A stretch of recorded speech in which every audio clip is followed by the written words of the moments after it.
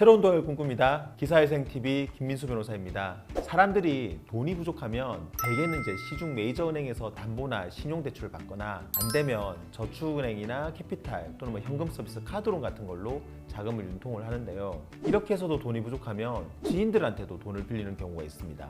그런데 지인들한테까지 손을 벌리면 여러 가지로 정말 안 좋은 일들이 생깁니다. 오늘은 지인들한테 돈을 빌리면 어떤 일이 일어나는지 알려드릴 테니까 혹시라도 돈이 급해서 주위 직장 동료나 지인들한테 돈 빌리려고 하는 분들 계시다면 이 영상 꼭 보시기 바랍니다.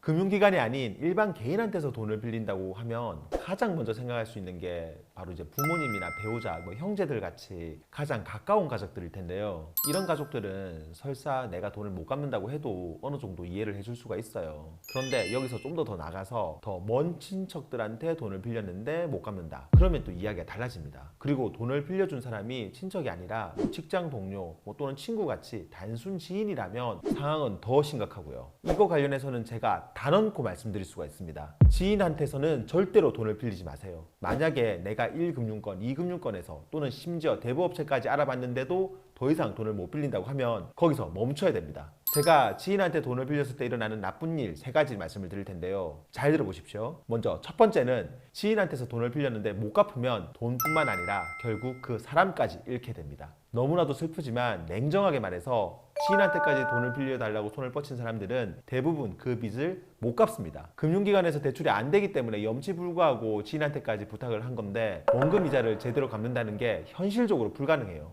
처음에는 돌려막기를 해서라도 어떻게든 갚으려고 하겠지만 나중에는 결국은 못 갚는 경우가 부지기수입니다. 이렇게 되면 보통은 미안해서 그리고 또 부끄러워서 그 지인을 다시는 보기 어려워집니다. 지인 입장에서도 믿고 빌려줬는데 원금도 못 돌려받으면 당연히 화가 나고 실망하게 돼서 인간관계가 깨지게 됩니다. 직장 동료한테 돈 빌려줬다가 못 갚는 경우는 그 같은 직장을 계속 다니기가 어렵게 되고 거래처 사람들 돈 못 갚으면은 계속해서 그 업계에서 사업을 하는 게 힘들어져요. 결국 지인한테 돈 빌렸다가 사람도 잃고 그동안 만들어 놓은 거래처도 다 날리게 되는 거죠. 두 번째로는 지인한테 사기로 형사고소를 당할 수가 있습니다. 보통 금융기관들은 대출 못 갚았다고 해서 바로 고소하는 경우는 생각보다 흔치는 않아요. 그런데 일반 개인들은 돈 못 받으면 형사고소하는 케이스가 생각보다 많습니다. 액수가 적더라도 돈을 못 돌려받으면 경찰서에 가가지고 바로 고소를 하는 거예요. 그렇게 되면 내가 단순히 돈을 못 갚은 거지 처음부터 사기를 칠 의도는 없었다는 점을 경찰, 검찰, 법원에 가서 입증을 내가 해야 됩니다. 그런데 만약에 이게 인정이 안 돼서 진짜로 사기죄가 돼버리면 회생파산을 하더라도 나중에 그 채권은 면책이 안 됩니다.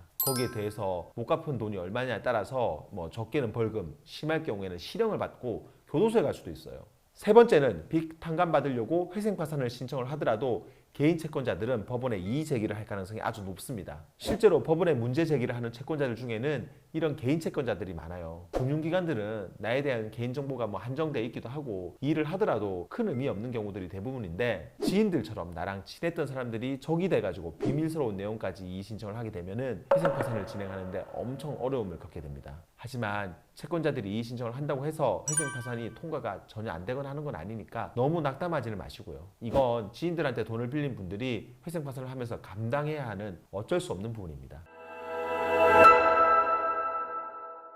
오랫동안 회생파산 상담하면서 느낀 점은 지인들한테까지 돈을 빌렸던 분들은 나중에 회생파산을 하더라도 정말 어려움을 많이 겪는다는 겁니다. 그러니까 이미 지인들한테까지 손을 벌린 분들이야 어쩔 수 없지만 아직 그 단계까지 나가지 않으셨다면 지금 당장 멈추시고 바로 회생파산을 알아보시기 바랍니다. 그렇게 하는 게 정말 최악은 면하는 거라는 점 꼭 기억하시고요. 오늘 영상 도움되었다면 구독과 좋아요 그리고 알림 설정 부탁드리고요. 추가로 궁금한 점 있으면 아래 댓글이나 법무법인 김앤파트너스로 전화 주시면 친절히 답변 드리겠습니다. 다음에도 더 좋은 주제로 찾아뵙겠습니다. 감사합니다.